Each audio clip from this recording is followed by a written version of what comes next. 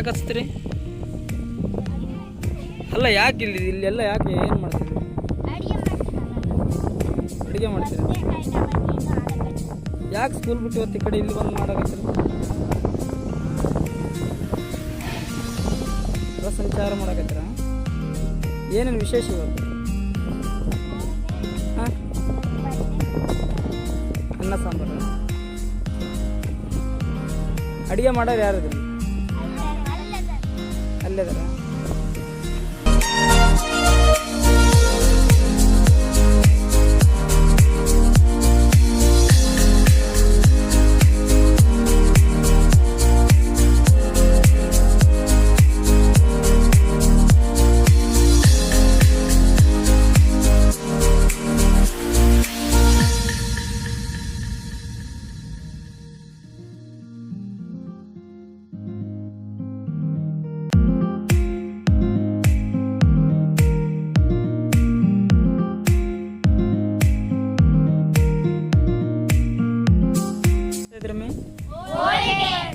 ಯಾಕೆ?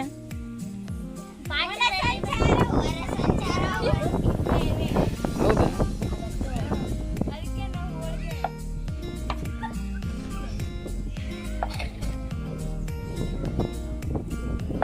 ಯಾವ ಪಾಠದಲ್ಲಿ ಬಂದಿತ್ತು? ಸಿರಿ ಕನ್ನಡದಲ್ಲಿ ಬಂದಿತ್ತಾ?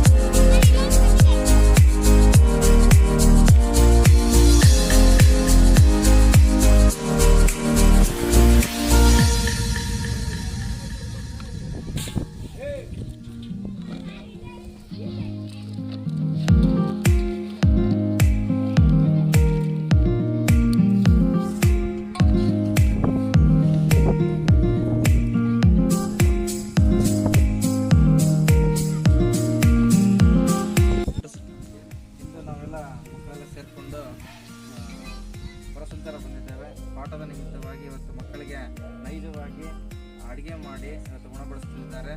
ಇವಾಗ ಅದನ್ನು ಕಾದು ನೋಡಬೇಕಾಗಿ ಯಾವ ರೀತಿ ಅಂತ ವೇಟ್ ಆ್ಯಂಡ್ ವಾಚ್.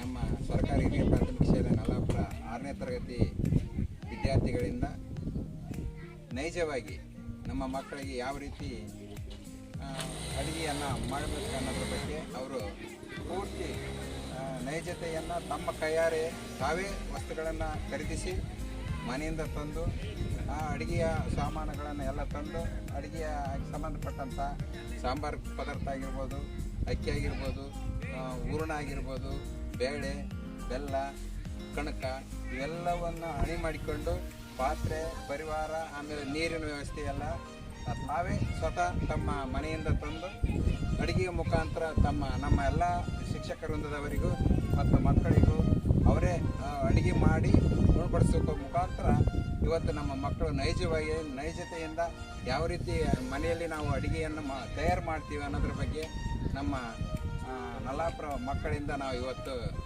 ಕಾಣ್ತಾ ಇದ್ದೇವೆ. ಅದನ್ನು ಇವತ್ತು ನಾವು ಮಕ್ಕಳಿಂದ ನಾವು ಕಣ್ಣಾರೆ ಇವತ್ತು ನಿಮ್ಮ ಇದ್ರ ಮುಖಾಂತರ ನಾವು ನೋಡ್ತಾ ಇದ್ದೇವೆ.